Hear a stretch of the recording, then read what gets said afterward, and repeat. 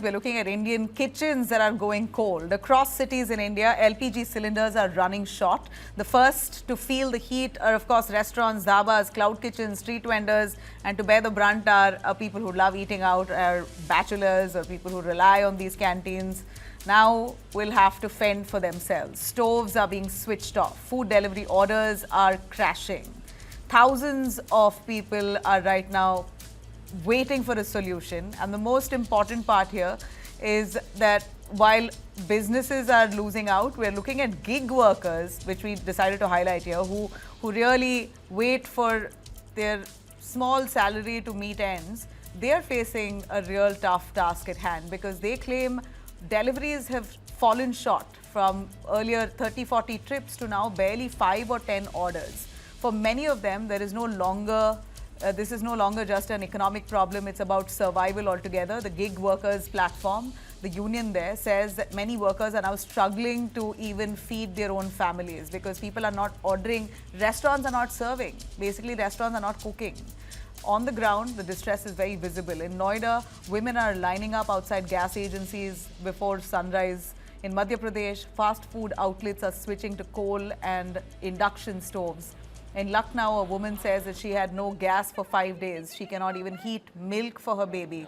In Jaipur, hotels have put up notices there saying no tawa roti, no LPG cylinders. Many kitchens are now using coal furnaces. In Mumbai, the Restaurant Association says 35 to 40% of eateries are either shutting down or cutting their menu to size. In Thane, more than 800 hotels and restaurants are starting to already cut down menus and also shutting down completely because there's no gas. In Delhi, many households are now rushing to buy induction cooktops. People are afraid cylinders may not arrive. In rural areas, we hear the waiting period for LPG cylinders has now been extended to 45 days. So for the next 45 days, you won't be able to get your hands on a cylinder if you're in a rural area. So panic indeed is spreading. The crisis is hitting industry hard. In Bengaluru, the Yelahanka gas power plant has shut after GAIL stopped gas supply completely. The city could also face power disruptions if demand rises.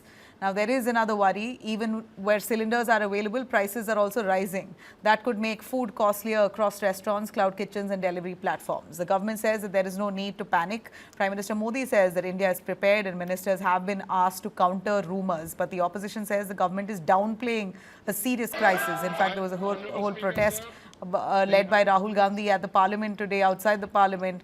They were protesting the LPG shortage. So, well, we're looking at a crisis. We are staring at one. The government says don't panic.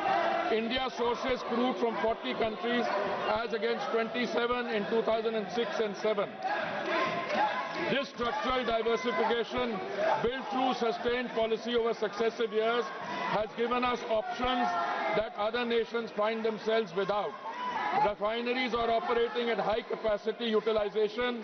In several cases, they are exceeding 100%. There is no shortage of petrol, diesel, kerosene, ATF or fuel.